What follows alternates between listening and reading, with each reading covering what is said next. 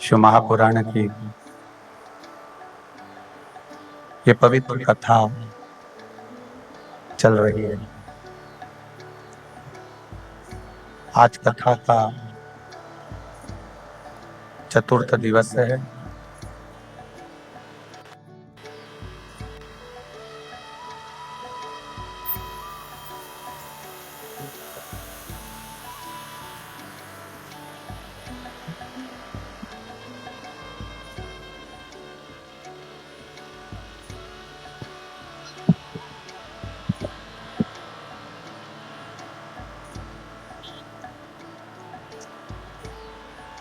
भगवान शिव की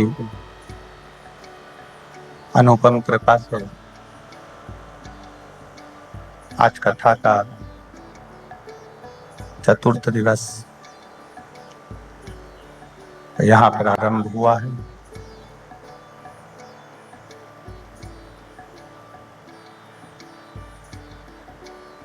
शिव करुणा सागर, उनकी दया, उनकी उदारता, जो ये शिव की अविरल भक्ति आप और हम देख रहे हैं।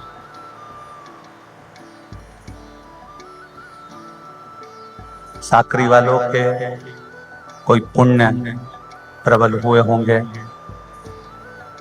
दुनिया के लोग त्रिवेणी के प्रयागराज में डुबकी लगाने जा रहे हैं और आज महाराष्ट्र वालों के लिए बाबा ने त्रिवेणी यहीं लाकर खड़ी कर दी।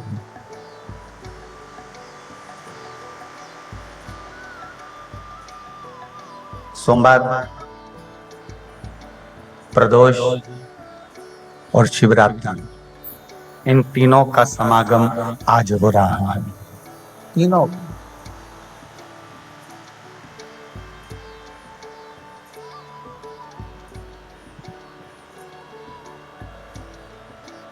आप लोगों ने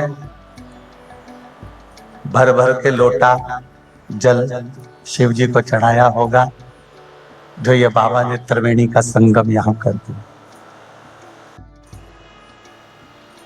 आपकी पुण्याई, आपका परिश्रम, आपका भजन, आपका कीर्तन, आपका मंत्र जाप कहीं ना कहीं शिव के करीब आपको लेकर गए।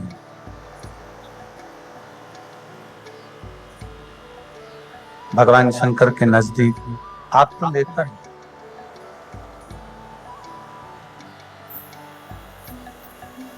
आज कोई फॉल्ट होने के कारण एलईडियां, टीवी, जो पंडाल में एलईडी लगी है वो नहीं चल रही है, पर आप जहां पर भी बैठकर कथा का रस तत्व ग्रहण करेंगे, मेरा उघड़दानी, मेरा शंभु, मेरा त्रिकालदर्शी, कैलाशी, अविनाशी आपकी मन की मुराद पूर्ण जरूर करेगा, ये विश्वास है मेरे। और मैंने तेरे ही भरोसे बाबा, तेरे ही भरोसे हवा विच उड़ती जवानी, बाबा डोल हर छठीना मैं कटी भोले मैं तेरी पतंग, शंभो मैं तेरी पतंग, हवा विच उड़ती जागी, बाबा डोल छठीना मैं कटी भोले मैं तेरी पतंग, शंभो मैं तेरी पतंग। कहीं शिव की उदारता है, शंकर की करुणा है, शिव की कृपा है, उनकी दया, उनकी करुणा है, जो ये पवित्र पावन शिव महापुराण की कथा श्रवण करने का सौभाग्य आपको और हमको प्राप्त हुआ। प्रेशर बढ़ाओ। शंभु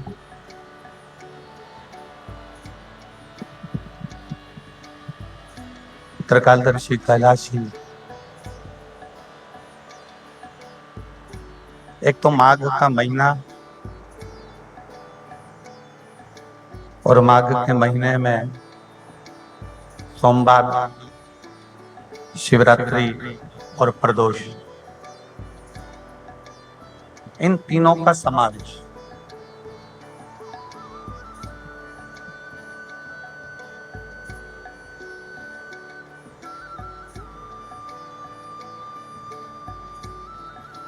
चौथे नंबर पर है शिव महापुराण की कथा। अब जितने यहाँ कथा श्रवण करने के लिए बैठे हैं वो एक अपने मन में भाव बना लेना कि ये सोमवार भी पड़ गया, प्रदोष भी पड़ गया, शिवरात्रि भी पड़ गई और साकरी में ये शिव महापुराण की कथा भी। बचपन, जवानी, अधेड़ी और बुढ़ापा,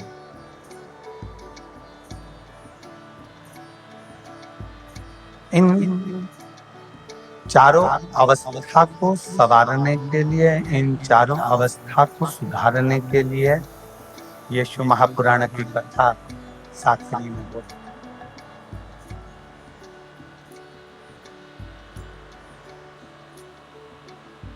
शिव क्या है?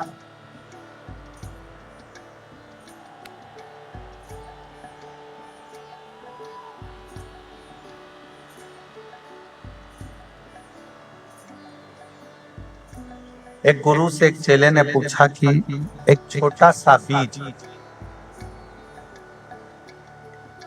पृथ्वी में दब गया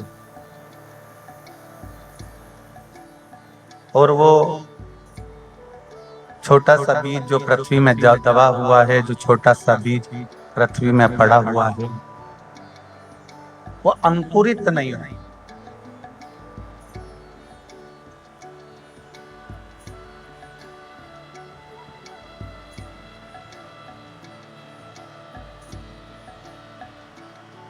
पृथ्वी कठोर हो गई है।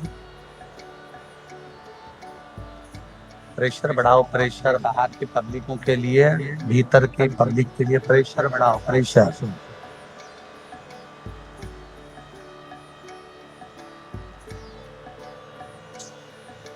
एक बीज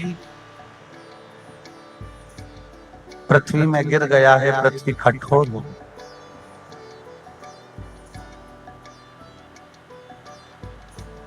और पृथ्वी कठोर हो गई, वो बीज अंकुरित नहीं हो रही। अब उसको अंकुरित करने के लिए किस चीज की जरूरत?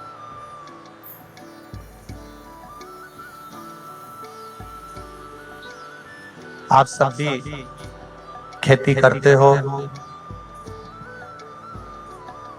फसल लेते हो, पीक लेते हो, आपको भी अंदाजा होगा, आपको भी मालूम होगा कि जो बीज पृथ्वी में दब गया है, पृथ्वी अगर कड़क हो गई है, पृथ्वी अगर कड़ी हो गई है, तो उसको अंकुरित कैसे करें?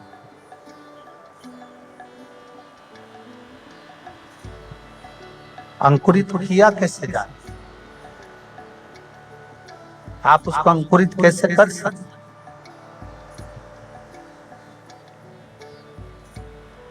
तो एक शिष्य ने गुरुजी से कहा कि बीज पृथ्वी में दब गया है, पृथ्वी बंजर हो गई है, थोड़ी सी कड़ी हो गई है, वो कड़क हो गई है और वो बीज अंकुरित हो ही नहीं रहा है, उसमें अंकुर आ ही नहीं रहा है, तो करा क्या? तब गुरु ने कहा उस बीज को पृथ्वी में पड़े रहने दे।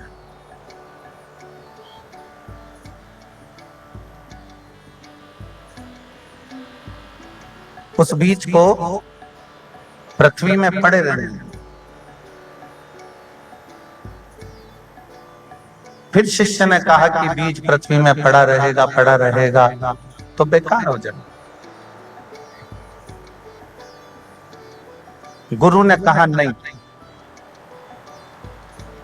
पृथ्वी में बीज पड़ा रहेगा, बेकार नहीं होगा। एक दिन जब जल की बूंद इस बीज पर, भूमि पर गिरेगी, ये बीज अपने आप अंकुरित होता चला।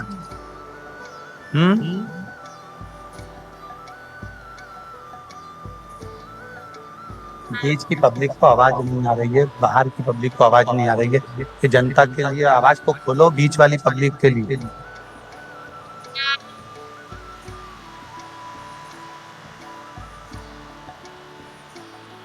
ये बीज एक दिन पानी की बूंद नीचे गिरेगी, और जब पानी की बूंद गिरेगी तो ये बीज अपने आप अंकुरित हो जाए, अपने आप अंकुरित।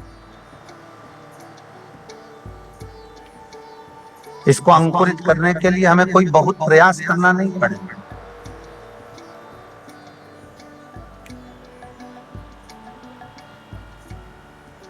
बस इस पे पानी की बूंद गिरी, भूमि नरम हुई और उस भूमि ने अपना काम करना प्रारंभ करा और वो बीज अंकुरित हो गया।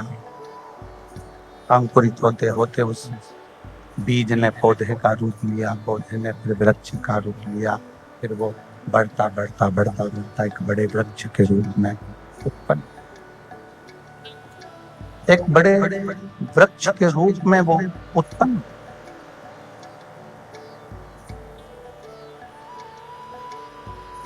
शिव कथा भी यही कर, इस संसार सागर में, इस भव सागर में आप और हम एक बीज की तरह, भगवान ने हमको जन्म दे दिया, पृथ्वी पर भेज दिया, मृत्यु लोक में भेज दिया, संसार सागर में भेज दिया। यहाँ पर आप और हम पड़े हुए।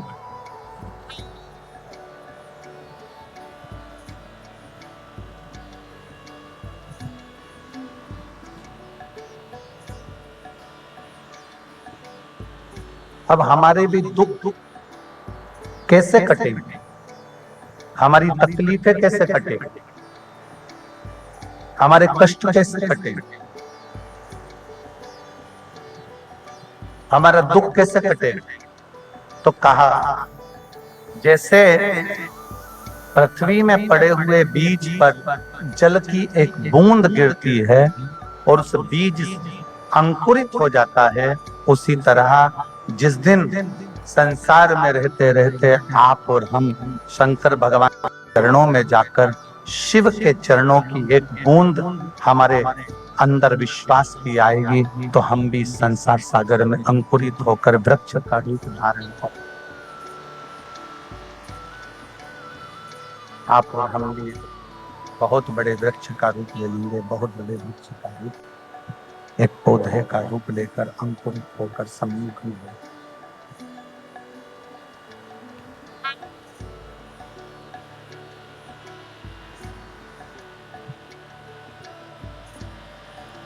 कल कथा में कहा था, भगवान शंकर की कथा में वर्णन किया था कि शिव जी एक विश्वास का प्रतीक है, शंकर भगवान एक विश्वास का रूप है, शिव का भरोसे का, विश्वास रूपी जल, भरोसा रूपी जल, विश्वास रूपी जल, भरोसा रूपी जल जब हमारे हृदय पर पड़ता है,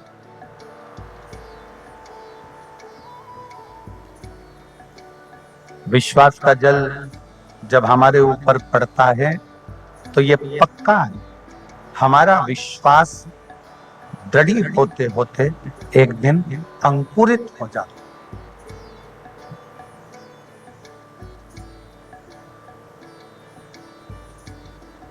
तुम्हारे दुख को, तुम्हारी तकलीफ को, तुम्हारे कष्ट को कोई दूसरा काट सकता है क्या? जम के बोलो जरा। आप अपने पड़ोसी को अपना दुख कह दो, आप अपने पड़ोसी को अपनी बात कह दो, आप अपने पड़ोसी को अपने मन का भाव कह दो, क्या पड़ोसी तुम्हारे दुख को काट देगा? क्या नहीं काट सकता।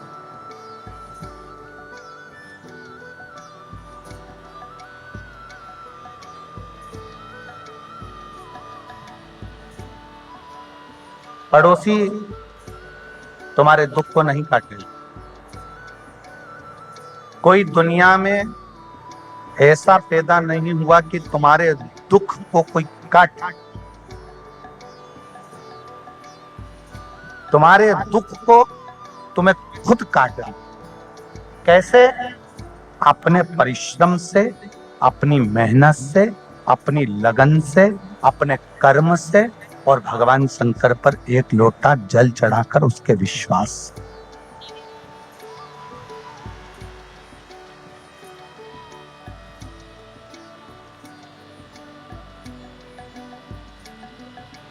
एक बोरी भरकर बीज रख लो सोयाबीन का, एक बोरी भरकर बीज रख लिया गेहूं का, धान का, कपास का, और एक बाल्टी भरकर पानी भी रख लो, और जमीन भी सामने है, पानी भी रखा है, बीज भी रखा है, जमीन भी।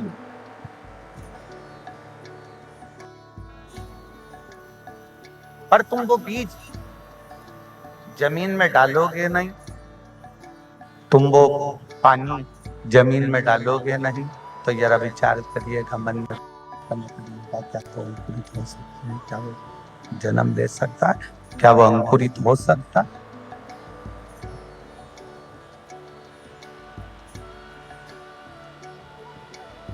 विचार करिएगा। पानी भी डालना पड़ेगा, बीज भी डालना पड़ेगा, और थोड़ा सा मेहनत करना पड़ेगा। शिव महापुराण की कथा कहती है, जमीन में बीज डालकर पानी, खाद समय समय पर देना पड़ता है।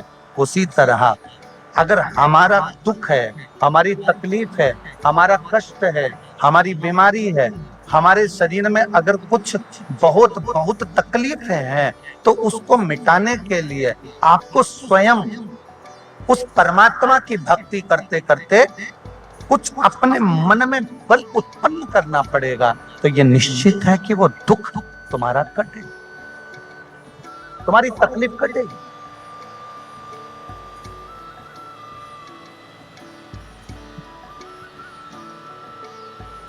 कल एक बहन जी ने एक पत्र लिखकर भेजा था, तो उस पत्र को यदि हम ढूंढेंगे तो समय लगेगा।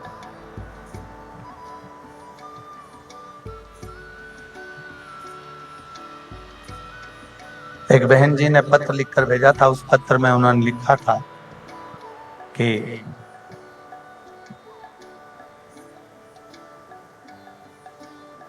सती मैया जल के क्यों भस्म?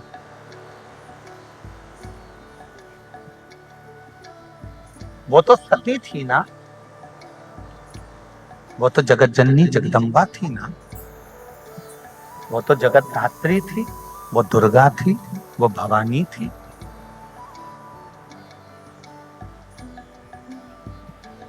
उस बहन ने पत्र में लिखा कि वो जगत जननी थी, वो दुर्गा थी, वो भवानी थी, वो सती थी, फिर जलकर भस्म क्यों हो गई? उनको भस्म किसने किया?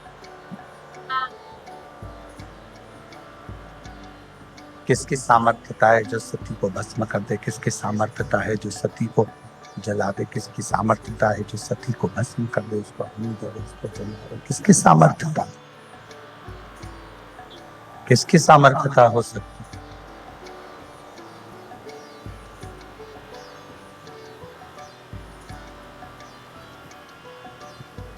उस बहन ने जो पत्र लिखा, वो पत्र बड़ा विशेष है। आज त्रिवेणी की इस कथा में आप उस पत्र का उत्तर अवश्य स्मरण करिए। जो तुमसे ईर्ष्या रखता है ना,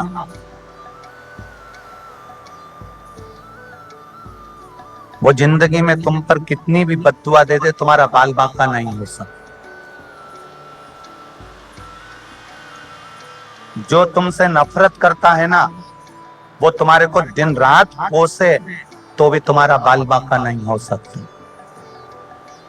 जो तुमसे लड़ता है, झगड़ता है, और झगड़ा करने के बाद तुम्हें बद्दुआ पे बद्दुआ देता है, वो बद्दुआ भी तुम पर कुछ नहीं कर सकता।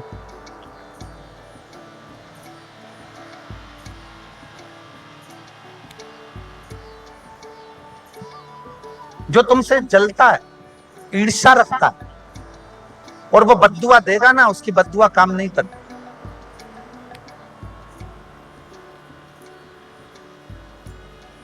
सती मैया को जलाने की सामर्थ्यता किसी की नहीं है। सती माता को भस्म करने की सामर्थ्यता किसी की नहीं। सती माता अगर जलकर भस्म हुई हैं तो खुद के कारण। अपने आप को सती माता बद्दुआ देती है, अपने आप को कोसती कि मेरा विवाह हुआ और मेरे पति मुझे कुंभज ऋषि के आश्रम में कथा सुनने।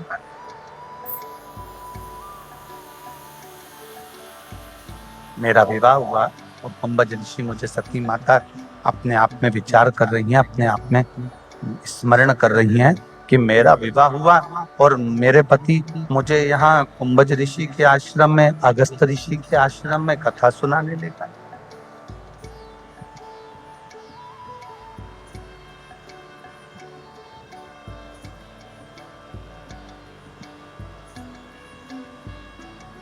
फिर निवेदन है, दुनिया में किसी की भी बद्दुआ इस कलिकाल में तुम्हारा बाल बांका नहीं कर सकती। केवल दो बद्दुआ ऐसी है जो तुम्हें बर्बाद कर देती है।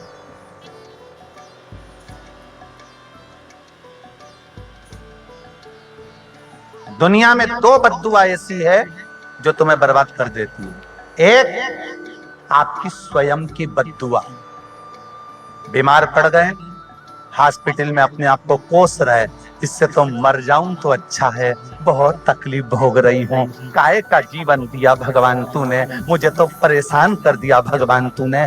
जितना अपने आप को हम बद्दुआ देते हैं, जितना हम अपने आप को कोसते हैं, उतना उतना हम अपनी जिंदगी नरक जैसी निकालते हैं। मरते तक आपको भोगना पड़ता है। अपनी स्वयं की बद्दुआ अपने को लगती है।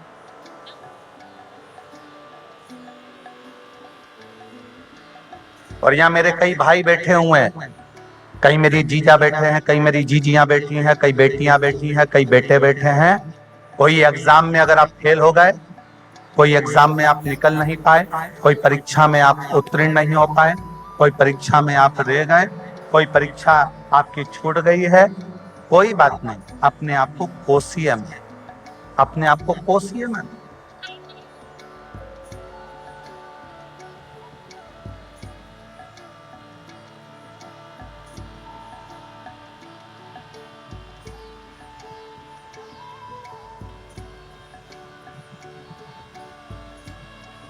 आप अपने आप को मत कोस। और कई मेरी जीजियां बैठी हैं, कई मेरे जीजा बैठे हैं, बेटियां बेटे बैठे हैं, ये स्मरण में रहे इनको, अपने स्मरण में ये लेकर आओ। कई पत्नियां अपने आप को कोसती हैं, कहां फंस गई मैं तो शादी करके, मेरी तो जिंदगी नरक हो गई, मैंने तो ऐसा सोचा था, मैंने तो वैसा सोचा था। अपने आप को कोस रही, अपने आप को बद्दुआ दे रही। अब वो ये नहीं जानती कि इसका फल क्या होगा, वो ये नहीं पहचानती कि इसका फल क्या हो सकता है, कैसे जीवन को आप नरक जैसा जी सकते हो। वो अपने आप को कैसा कैसा कैसा जीवन वो जिएगी, उसको नहीं मालूम।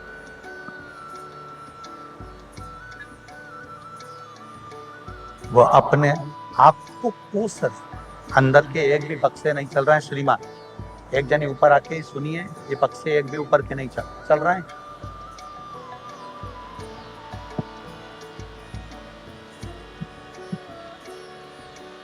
आपको कोस अपने।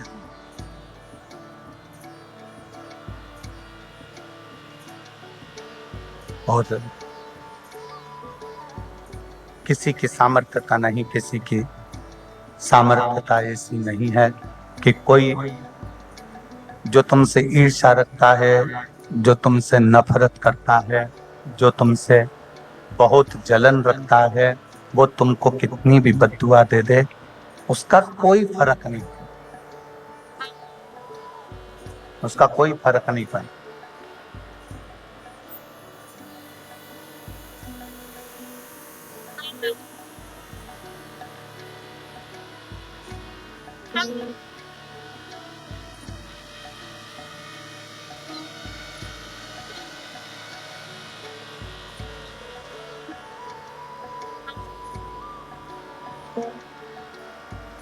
एक बालक जो कई किलोमीटर दूर से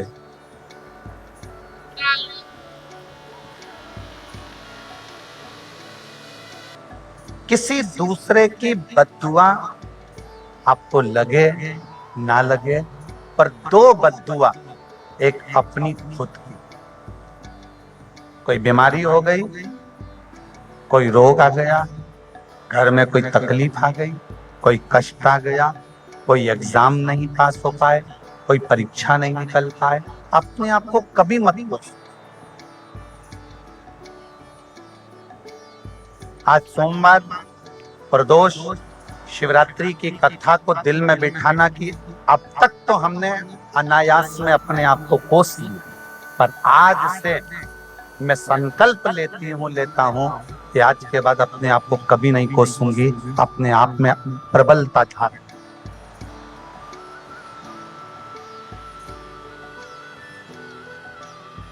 स्वयं को नहीं कोसू।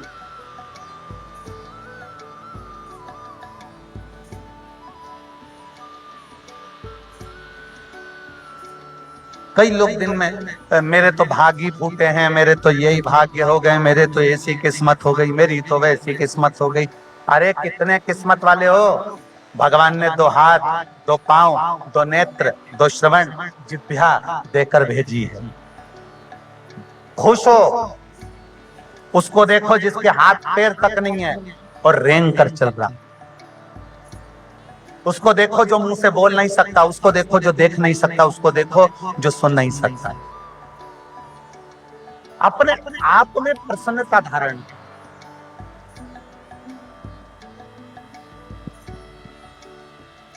अपने जब श्रीवास्तव जी बंटी भाई कथा लेने के लिए उनकी पूरी टीम के साथ आए, पूरी टीम के साथ बंटी भाई जब पहुंचे पूरी टीम के साथ में, तो उनकी पूरी टीम में उमंग था, एक उत्साह, एक आनंद, पूरी टीम। और पूरी टीम में एक उमंग था, एक उत्साह, एक आनंद। और उन्होंने ये विचार किया, उनके मन में आया कि गुरुजी हमको कथा करवाना है, कथा रस तत्व ग्रहण करना है, कथा सुनना है, सबका मन है, साकरी वालों का इच्छा है। तो मन में भाव उत्पन्न हुआ और आज शिव जी की कृपा से, भगवान शंकर ओगरदानी त्रिकालदर्शी की कृपा से ये कथा यहाँ है,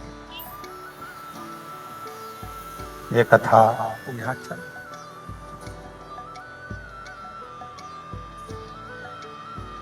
स्वयं को कमजोर कभी मत, स्वयं मानो तो प्रबल मानो, खर कमजोर मत, स्वयं अपने आप को मजबूत समझ, अपने आप को प्रबल समझ।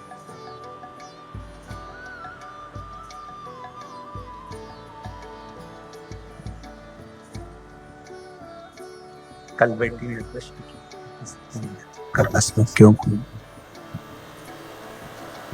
सती माता देवी है, दुर्गा है, भवानी है, मांबा है, जगदम्बा है, जगद्धात्री है, फिर वो जल कैसे सकती है, वो भस्म कैसे हो सकती, वो समाप्त कैसे हो सकती? किसी देवता की सामर्थ्यता नहीं थी कि माता सती को जला दे या भस्म कर दे। अग्नि की भी सामर्थ्यता नहीं थी कि अग्निदेव माता सती को जला दे, भस्म कर दे। अग्नि की भी सामर्थ्यता नहीं है, देवताओं की भी सामर्थ्यता कि वो जला दे, भस्म कर दे। किसकी सामर्थ्यता? पर सती मैया खुद को कोसत, सती मैया खुद को विचार है और वही हुआ। सती माता को भस्म करने वाला कोई दूसरा नहीं था, सती माता को जलाने वाला, भस्म करने वाला कोई दूसरा नहीं था। सती माता को भस्म करने वाला उनका स्वयं का विचार, स्वयं की सोच, स्वयं की दृष्टि सती माता को भस्म। किसी की सामर्थ्यता नहीं, किसी की भी सामर्थ्यता नहीं कि कोई आपका बुरा कर दे, किसी की सामर्थ्यता।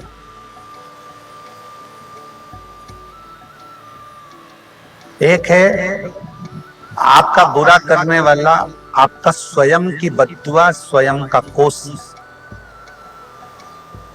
और दूसरे नंबर पर है दुनिया में किसी की बद्दुआ उतनी नहीं लगती, एक खुद की, दूसरी है अपने बुजुर्ग माँ बाप की, अपने बूढ़े माता।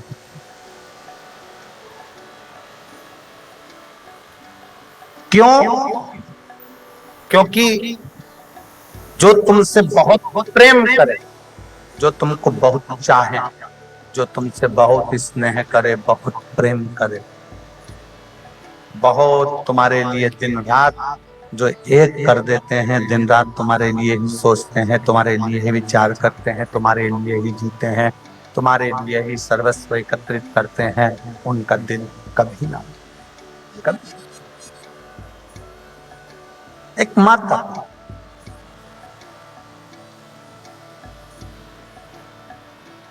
प्रयास करना, और मेरा बुजुर्ग माताओं से निवेदन है,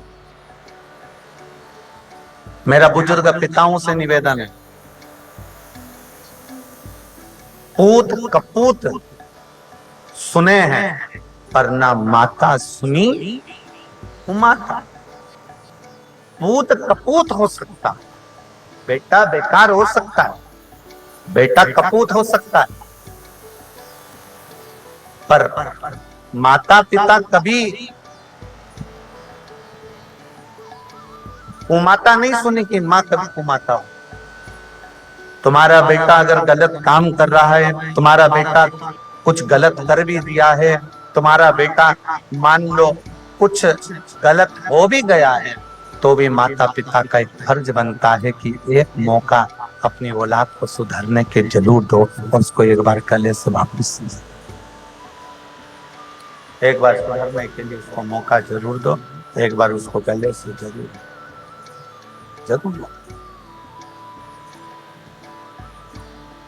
आप उसको गले से लगाओगे तो सुधरेगा, सवरेगा, पक्का। उसको अपने नजदीक ले पाए।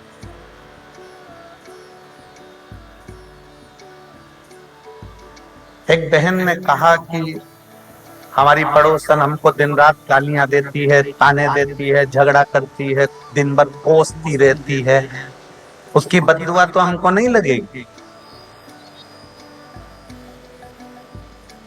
फिर निवेदन है, कंपटीशन में, ईर्ष्या में, विवाद में, जलन में अगर कोई तुमको बद्दुआ भी दे रहा है तो वो बद्दुआ तुम्हें कभी नहीं लग सकती, कभी नहीं लगेगा।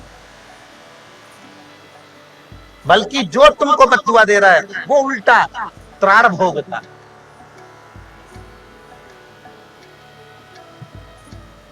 किसी सच्चे व्यक्ति पर, किसी सत्यवान व्यक्ति पर, किसी अच्छे व्यक्ति पर कि कथा आती है, एक बड़ा सुंदर प्रसंग आता है। राजा, मद्र देश के राजा अश्वपति,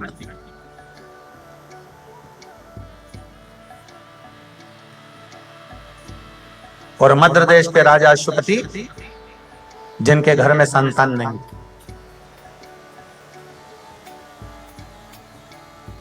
और अश्वपति केवल मां भवानी दुर्गा की आराधना करते, केवल देवी की आराधना। अब दुनिया के लोग ये तो जानते नहीं है कि देवी की आराधना करोगे तो भी शिव की आराधना है, और शिव की आराधना करोगे तो भी देवी की आराधना।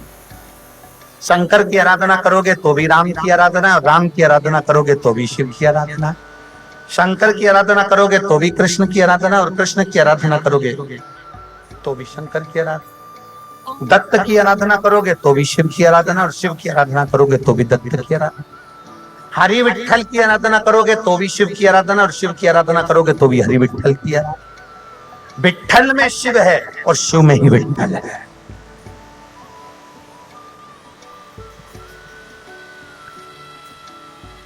विठल में ही शिव है और शिव में तुम अलग अलग नहीं है।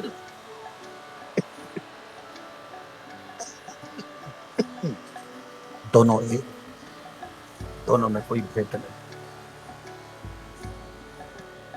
दोनों में भेद नहीं।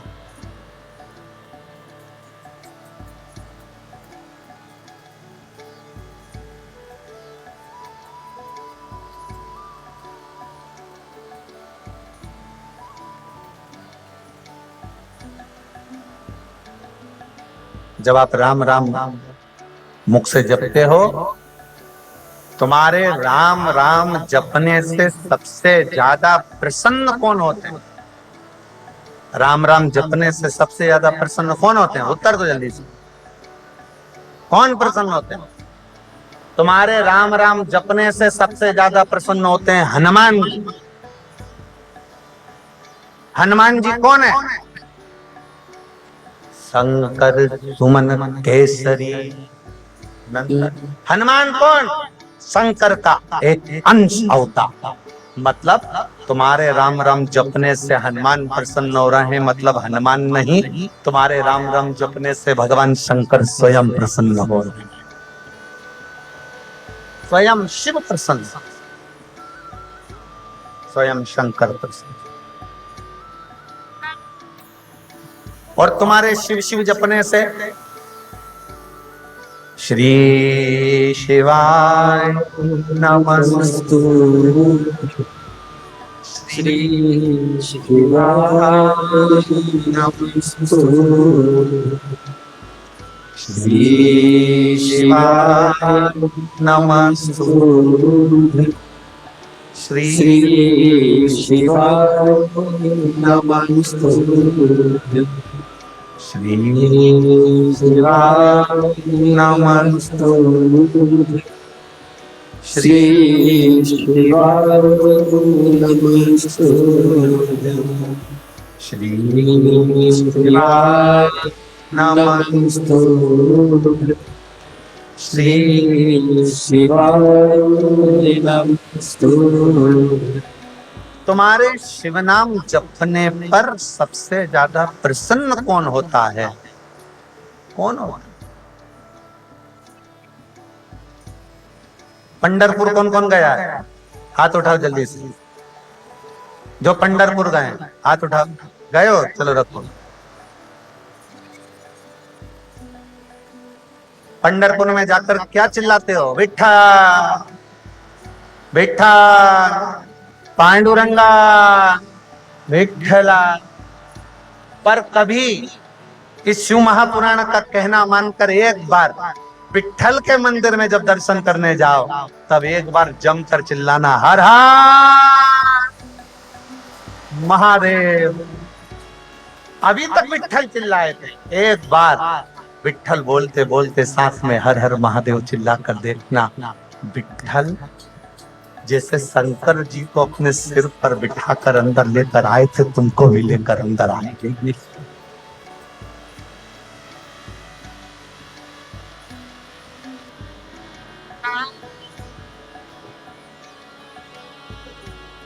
भगवान देवादिदेव महादेव शिव की कथा करें। भगवान शंकर का संवाद है। कभी विट्ठल के मंदिर में, मेरे विट्ठल नाथ के मंदिर में जाकर एक बार शिव का नाम लेकर, राम राम कहने से शिव प्रसन्न होते हैं और शिव शिव का नाम जपने से स्वयं मेरे हरि विट्ठल नारायण प्रसन्न हैं। ये उनकी प्रसन्नता।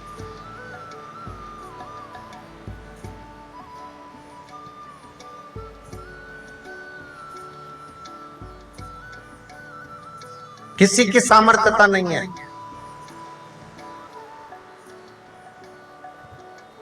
कि किसी की बद्दुआ आपको लगे, जलने वाले की, ईर्षा करने वाले की, गलत सोचने वाले की, गलत विचार करने वाले। हम जब किसी को बद्दुआ देते हैं, हम किसी को जब अपशब्द करते हैं, तो वो बद्दुआ अगर कोई सत्य में भगवान की भक्ति करने वाला है, उसको स्वीकृत नहीं हो।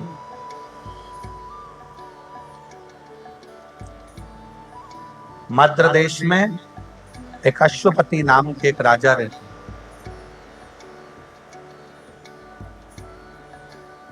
अश्वपति जगत जननी दुर्गा भवानी की भक्ति करते,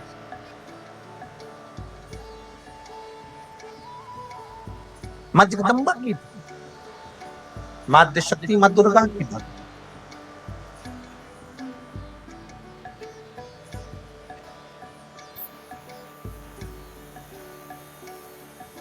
आप देवी की भक्ति कर रहे हैं तो भी शिव स्वीकार रहा। एक बात हमने सूरत की कथा में कही थी और सिरपुर की कथा में कही।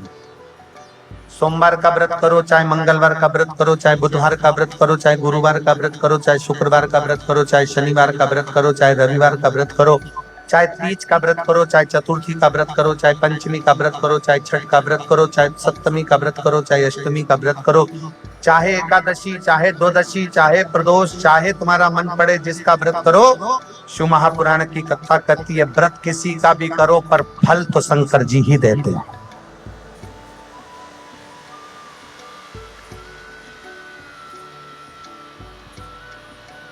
व्रत किसी भी देवता का करो पर फल देने का निर्णय शिव को ही करना पड़ेगा।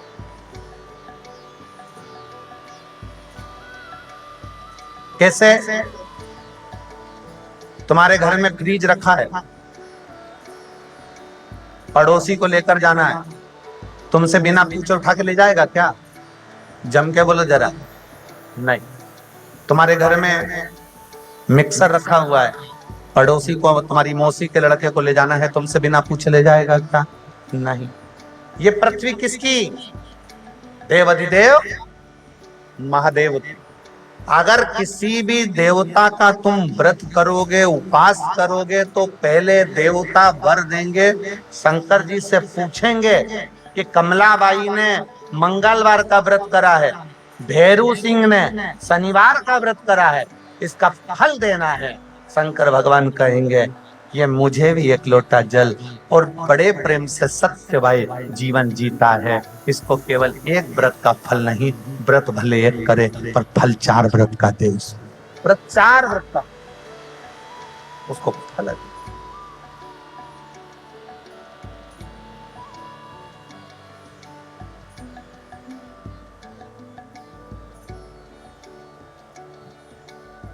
किसी को भी जब अश्वपति मध्य देश का राजा अश्वपति देवी की आराधना करते हैं, वर मांगते हैं मां जगत जननी के लिए, रोज मंदिर जाते हैं, रोज आराधना करते हैं, रोज तपस्या, रोज रोज।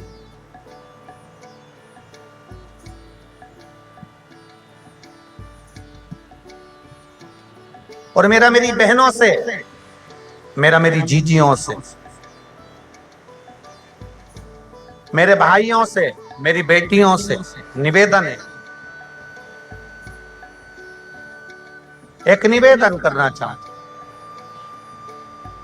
मेरी बेटियों से, मेरी जीजियों से, मेरी माताओं से, जब भी शंकर के मंदिर में अर्चना करने जाओ, लोटा भर के जल चढ़ाने जाओ, अगर तुम्हारे नगर में, तुम्हारे मोहल्ले में, तुम्हारे क्षेत्र में कहीं शंकर का मंदिर है और तुम अगर एक लोटा जल चढ़ाने के लिए जाती हो, तो मेरी माताओं के लिए यह विशेष है, मेरी जीजियों के लिए विशेष है, मेरी बेटियों के लिए विशेष है कि 3 स्थान शंकर के शिवलिंग में, 3 स्थान ऐसे हैं जहां का स्पर्श कर लेना चाहिए और अपने मन की कामना बाबा से कह देना चाहिए।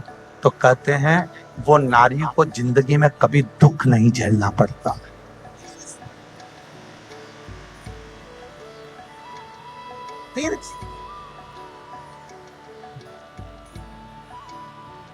और बड़े शुद्ध भाव से, बड़े श्रेष्ठ भाव से समझिएगा जरा। ये शिवलिंग है, यह जलाधारी है, ये उसका जल जाने वाला। इधर कार्तिकेय, गणेश कार्तिकेय का स्थान, बीच में अशोक सुंदरी का स्थान, ये माता पार्वती जी का हस्त कमल, ये भगवान शंकर का शिवलिंग। शिवलिंग के ऊपर जो एक एक बूंद पानी टपकता है कलश में से, वो शंकर जी की 5 लड़कियां, जया, विषहरा, शामली बारी, दौतली देवी। 3 स्थान मेरी जीजियों के लिए, मेरी बेटियों के लिए, मेरी माताओं के लिए। पहला, भगवान शंकर का जल जहां से गिरता है उस स्थान पर अपने हस्त कमल को लगाना। दूसरा, जो माता का कटी भाग, माता का हाथ, जो माता का सुंदर हस्त कमल है, उस हस्त कमल पर स्पर्श करना। और तीसरा, जहां से जल बहता है उसके ठीक विपरीत भाग में, उसके ठीक विपरीत भाग में जो माता पार्वती जी का हस्त कमल है, जहां जल बहता है उसके ठीक विपरीत भाग में उस स्थान का स्पर्श करना। अगर ये 3 स्थान ऐसे हैं, आप माता के, आप शिव जी के मंदिर में जा रहे हैं, भगवान शंकर के मंदिर में जाकर जल चढ़ा रहे हैं, शिव की अर्चना कर रहे हैं, तो 3 स्थान पर मात्र स्पर्श मात्र कर लेने पर, अपनी कामना कह देने पर स्त्री को कभी जिंदगी में दुख नहीं झेलना पड़ता। और इतना भी, फिर एक प्रैक्टिकल, फिर एक प्रयास करो।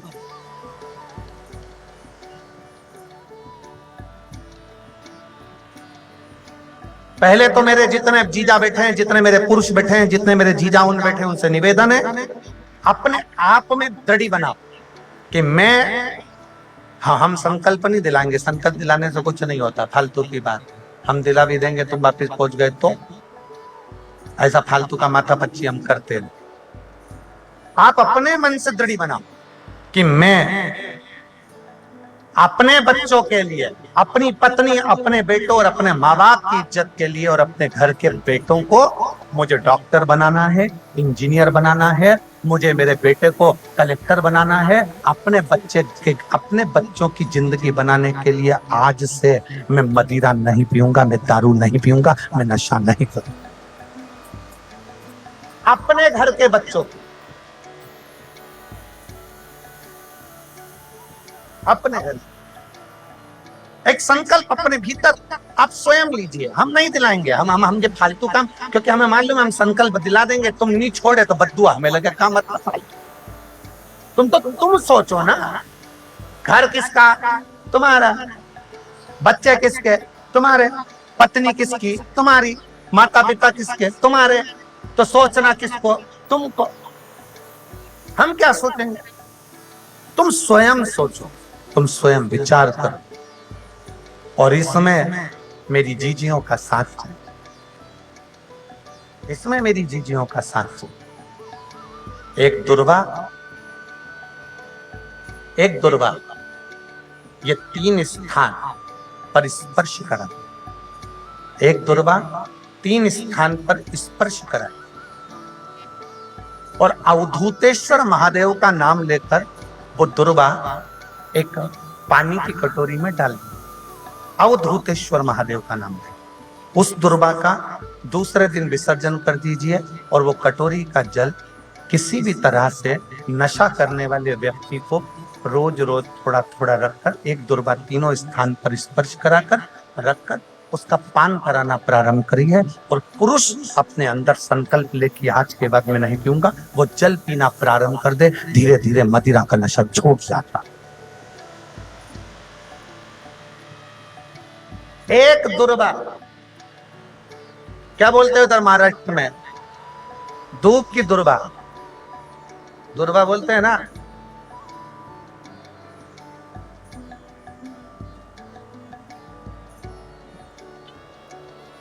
तो हम चांगला बोले ना,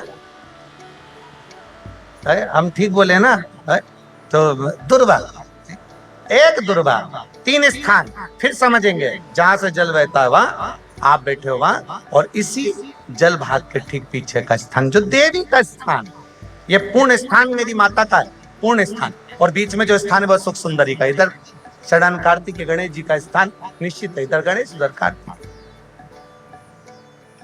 एक दुर्वा, और उसमें सबसे मेन मेरे जीजाओं का संकल्प अपने भीतर से कि मैं मदिरा का त्याग, किसी दूसरे के लिए नहीं। आप मदिरा छोड़ो, किसी दूसरे के लिए नहीं, अपने खुद के लिए। मेरे बेटे को मुझे आगे बढ़ाओ, मुझे मेरे बेटे को प्रबल बन। ऐसा कौन सा काम है जो जिंदगी में तुम नहीं कर सकते? नशा तुमने पकड़ा है तो छोड़ भी तुम ही सकते हो, दुनिया में कोई नहीं छोड़ सकता। कौन? हम तो बाबा के भरोसे चलते हैं, हम तो बाबा के भरोसे चलते हैं। एक अश्वपति राजा ने मां जगत जननी से वर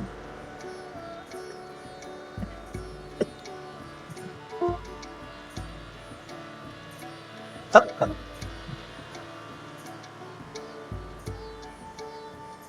उस समय पर मां जगत जननी बैठी हुई थी। सावित्री उनसे मिलने के लिए,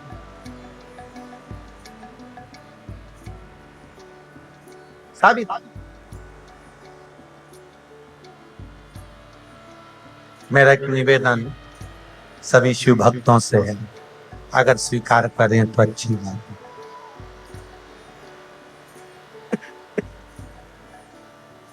जो अंदर बैठे हैं वो छांव में बैठे हैं, पर जितने अंदर बैठे हो ना, इससे 10 गुने हाईवे रोड पर और पूरे ग्राउंड में बैठे हैं, इससे 10 गुना।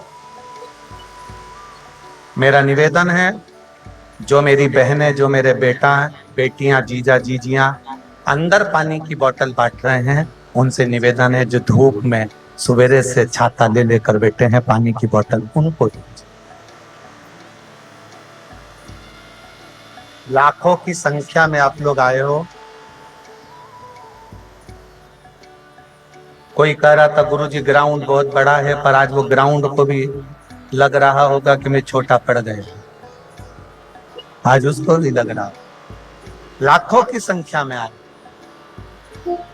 हाईवे रोड पर भी आप लोग बैठे हुए हो, इतनी भीड़, इतना संख्या में पहुंचे हो। मेरा निवेदन है, और जिन जिन मेरी बहनों के पास में चादर हो, जो पीछे की ओर बैठे हो, अपनी चादरों से अपनी छांव कर कर आप लोग अवश्य बैठे, क्योंकि भीड़ बहुत ज्यादा है और धूप भी बहुत।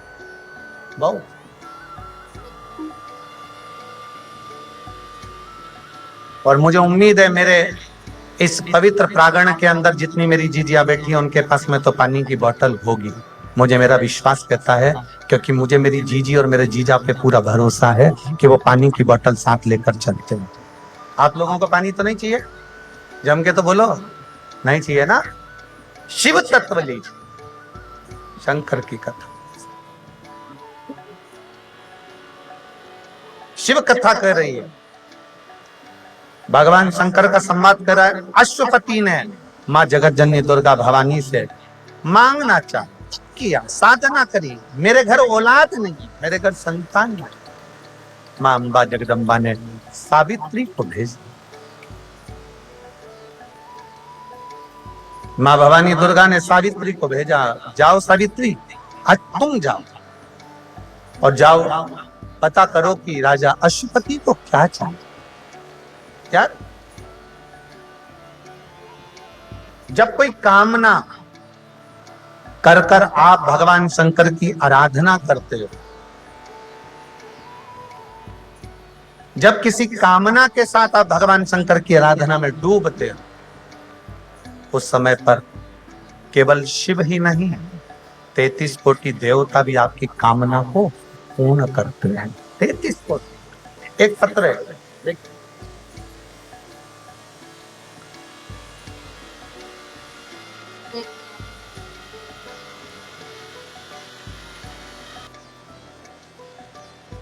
और तेरी कृपा बिना न हिले एक लेते हैं श्वास तेरी कृपा से तनु तनु। बखान क्या करो मैं लाखों गिरे का चपटी भभूत में। बेटे की सरकारी नौकरी लगी, एक बार जोरदार ताली बजाकर स्वागत। शिव तत्व बखान क्या करूं मैं राखों गिरे चपटी भभूत में खजाना कुबेर का।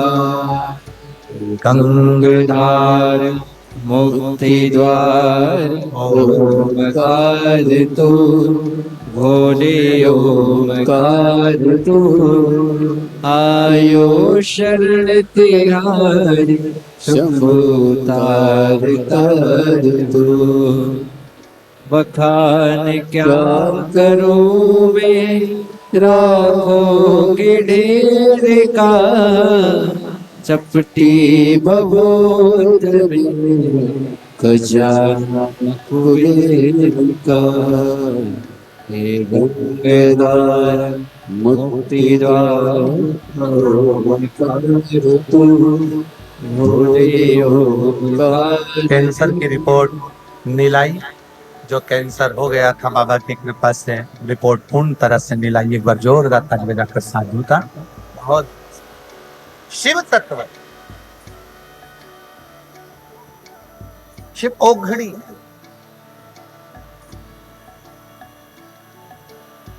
अश्वपति ने, मध्य देश के राजा अश्वपति ने मांगा कि हे मां, मेरे घर में बच्चा नहीं, संतान। आज आई है सावित्री मां,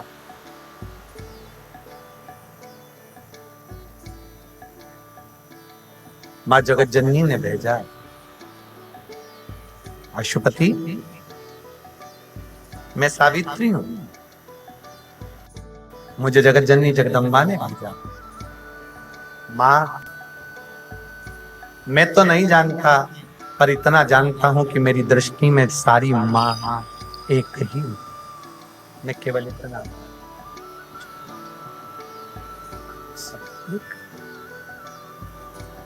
मां मुझे संतान चाहिए, पुत्र चाहिए। सावित्री माता ने कहा कि राजा अश्वपति, तुम्हारे घर में पुत्र का सुख नहीं है, मैं तुम्हें बेटा नहीं दे सकती, मैं तुम्हें बेटा नहीं दे सकती, तुम्हारे घर में पुत्र का सुख। मां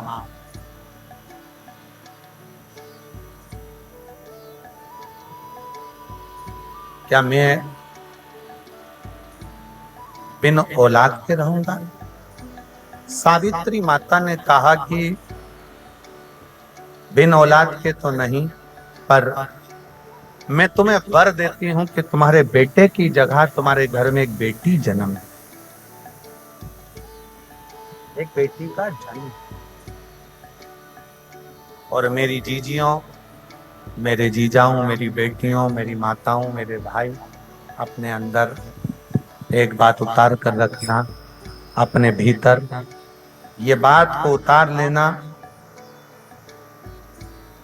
बेटा भाग्य से होता है और बेटी सौभाग्य से होती है। भाग्य को 100 गुना कर लीजिए तो समझना कि तुम्हारे घर में बेटी ने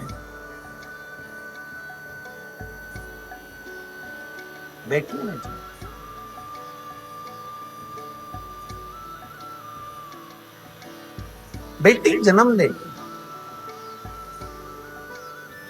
और सुनो अश्वपति,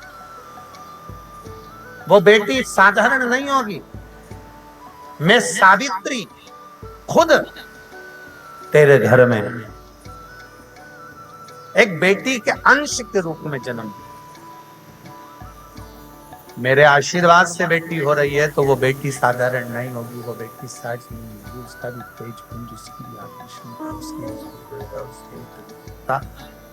उसकी भी सुंदरता, उसका तेज, उसका भाव मेरे जैसा ही। सुन अशुपति, उसका नाम तो मेरे ही नाम पर सावित्री, मेरे ही नाम। अश्वपति के घर में 9 महीने पूर्ण होने के बाद में बेटी ने जन्म लिया। भगवान बोले, एक बेटी ने जन्म लिया। 9 महीना पूर्ण हुआ, एक बेटी का जन्म, जिसका नाम सावित्री रखा। सावित्री बेटी धीरे धीरे बड़ी होने लगी। विवाह की चिंता व्यापी। किससे करा गया? पूरे नगर में, राजघरानों में सूचना हो गई कि राजा के घर में, जो अश्वपति के घर में लड़की हुई है, वो कोई देवी है।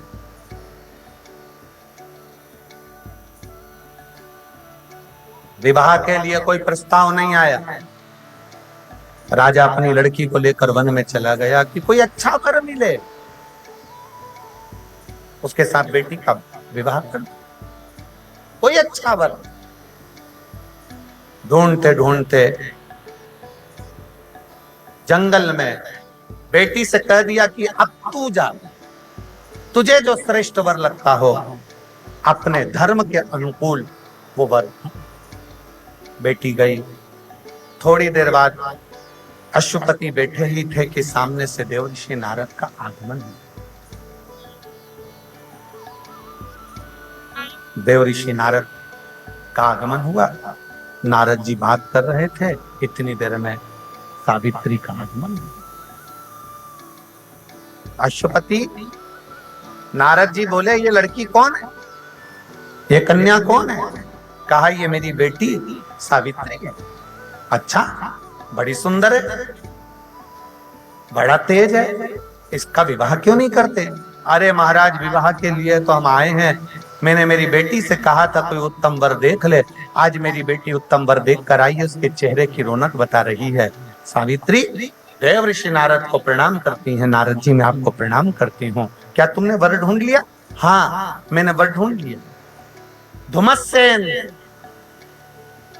ध्रुमसेन राजा, जो जंगलों का राजा है, वन में रहने वाला एक राजा, जिसके राज्य को दुनिया के लोगों ने छुड़ा लिया, आक्रमण कर कर वो वन में रहता है। उसके नेत्रों को भी किसी ने छुड़ा लिया। उसका एक बेटा है जिसका नाम सत्यवान है।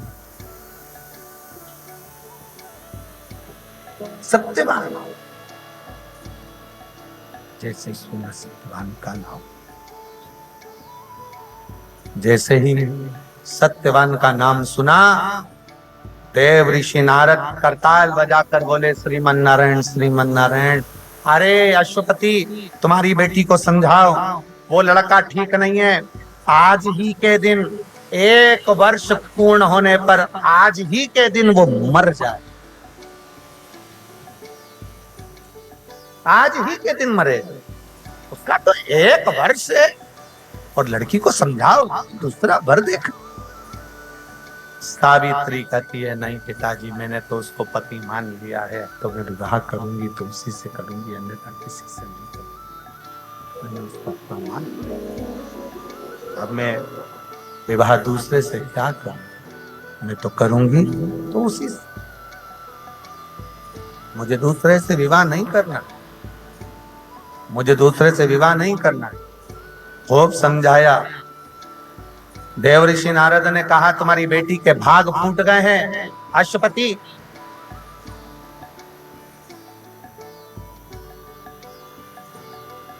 जो आंखों देखे मक्खी खा रही है, उसको मालूम है कि मरने वाला है 1 वर्ष में, क्यों शादी करना? नहीं। सावित्री ने एक बात बड़ी सुंदर कही, नारद जी तुमने तो मेरा भाग्य बता दिया कि मेरा पति 1 साल में मरेगा।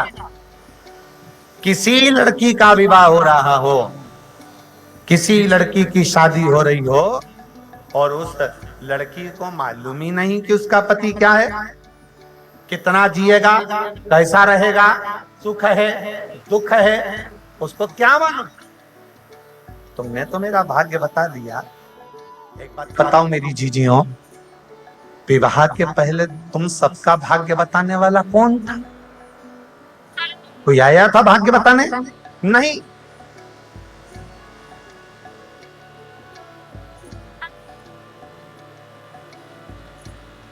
नारद जी तुमने मेरा भाग्य बता दिया, पर मेरे संसार की इतनी स्त्रियां हैं, इतनी नारियां हैं, इतनी बेटियां हैं, इनका भाग्य कौन बताएगा?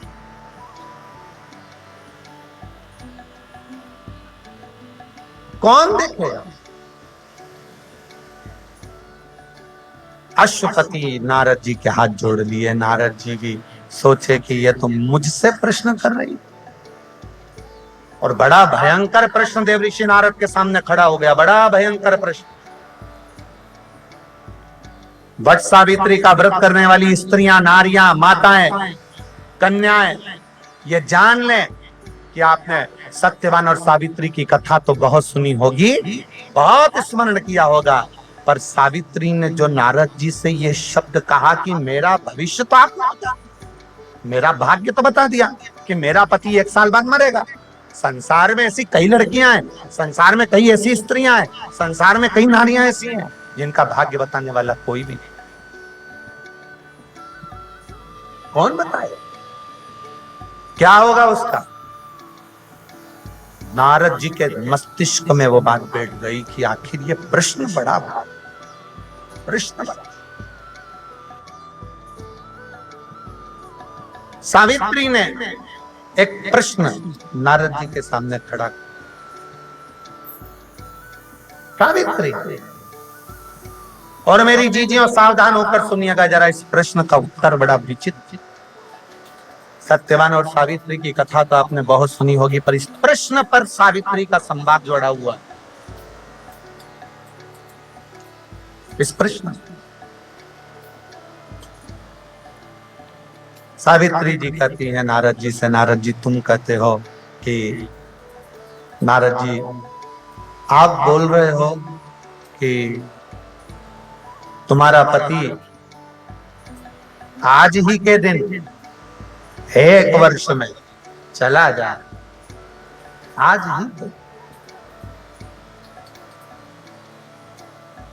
नारद जी संसार में ऐसी कितनी स्त्रियां हैं, संसार में ऐसी कितनी नारियां हैं, संसार में कितनी कितनी बेटियां, कितनी कितनी नारियां हैं जिनका भाग्य कोई बताने वाला नहीं है कि उनके साथ में होगा क्या, क्या होगा।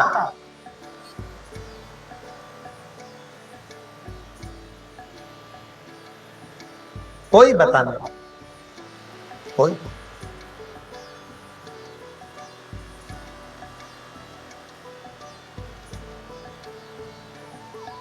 नारद जी के मन में ये बात अड़ गई। देव ऋषि नारद के हृदय में ये बात चुप गई। नारद जी चल गए। अश्वपति ने बेटी सावित्री का विवाह सत्यवान के साथ कर दिया।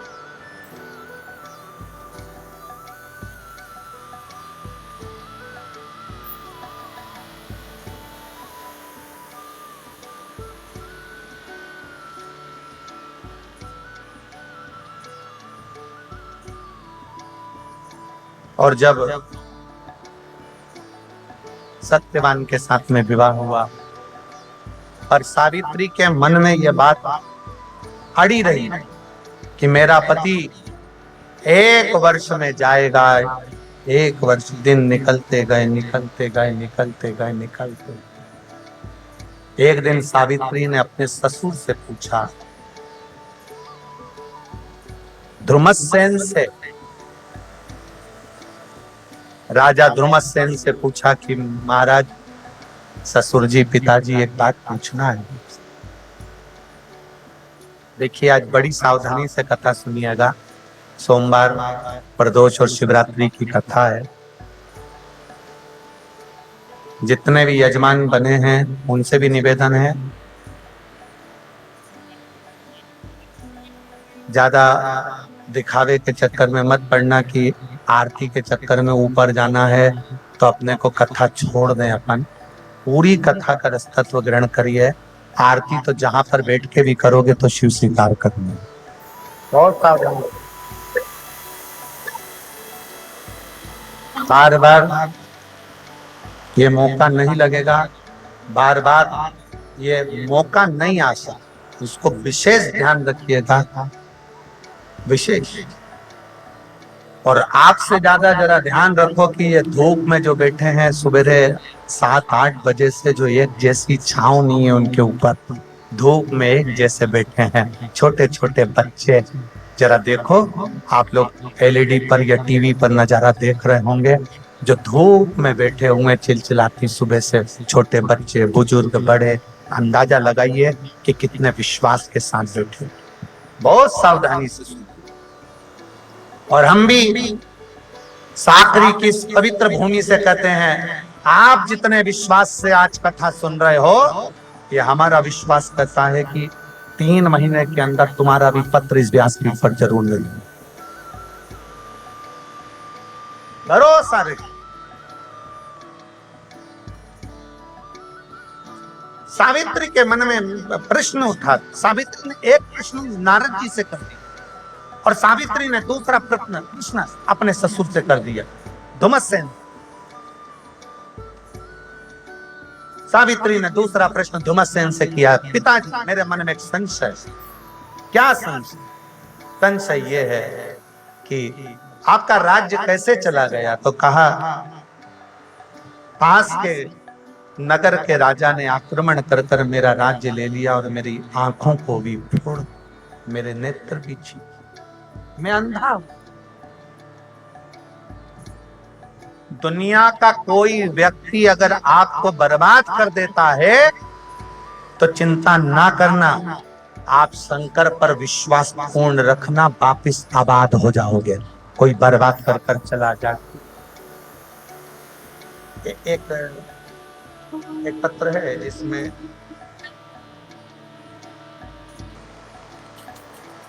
कथा बांचने वाला भी शिव है, कथा करवाने वाला भी शिव है, और कथा सुनने वाला भी।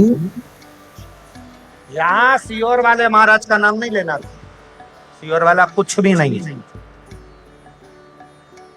पंडित प्रदीप मिश्रा से कोई मतलब नहीं तुमको, तुम्हें शंकर से मतलब, शिव। और कुबेरेश्वर धाम 25 फरवरी को अगर सियोर पहुंच रहे हो रुद्राक्ष महोत्सव में, तो ये विचार कर कर आना कि तुम सियोर वाले महाराज के नहीं जा रहे हो, तुम अपने बाप के घर कुबेरेश्वर महादेव के पास आ। और विदाई देगा कौन?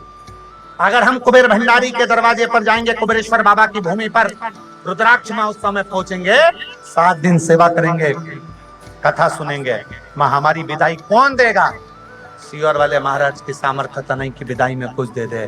विदाई में तो मेरा काल अधिपति स्वयं शिव देता है, मेरा महाकाल काल क्या देगा, कैसे देगा, कब देगा, उस पर निर्भर है।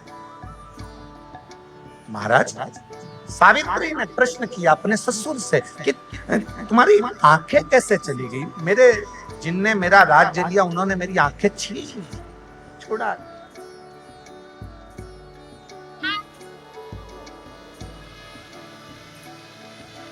महाराज ठीक है, पर एक बात पूछना चाहती हूँ, एक बात पूछना चाहती हूँ।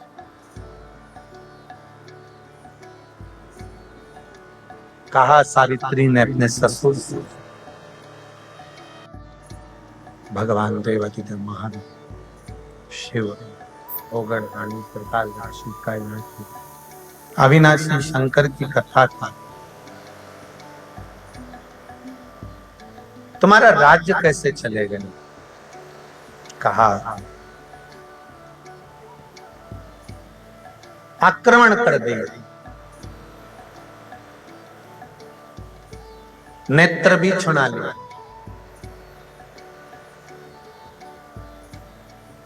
सब कुछ चलेगा।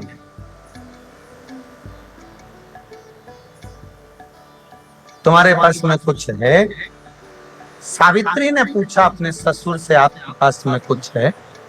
कहा हाँ, एक शिव पिंडी, एक पिंड, एक शिवलिंग छोटा सा, जिसकी आराधना धर्मसेन शुरू से करते आप, वो शिव पिंडी का दर्शन कहाँ है? पोटली खोली, एक शिवलिंग का दर्शन सावित्री को हुआ। सावित्री ने कहा पिताजी, पिताजी, मेरे पिता अश्वपति कहते थे दुनिया का सारा राज्य भी कोई अगर छुड़ा ले और अपना शिवलिंग यदि अपने पास में है तो पूरा राज्य वापस मिल ही जाता, पूरा राज्य वापस मिलता। विश्वास अगर पक्का है तो शंकर देता था। ये सावित्री की कथा बहुत विस्तार में है, आज ही आज में ये पूरी नहीं हो पाएगी। इसको कल जो प्रश्न है नारद जी के सामने, क्या दुनिया की सारी स्त्रियों का भाग्य कौन लिखता है, कौन बताए? आपने बता दिया मेरा पति जाएगा 1 साल में, मैंने सावित्री ने ससुर से फिर पूछा। ऐसे कई संवाद हैं माता सावित्री के, नारद जी के और धुमस से, कई संवाद। ये सत्यवान और सावित्री की कथा तो अपन सुने हैं कि वर मिल गया, ले भी लिया, पति के प्राण भी वापस लेकर आ गई, पर सावित्री का चरित्र, उसके ससुर से संवाद जो 1 साल के अंदर हुए हैं और नारद जी से जो संवाद हुए वो बड़े विशाल, बड़े कुछ सहजता में।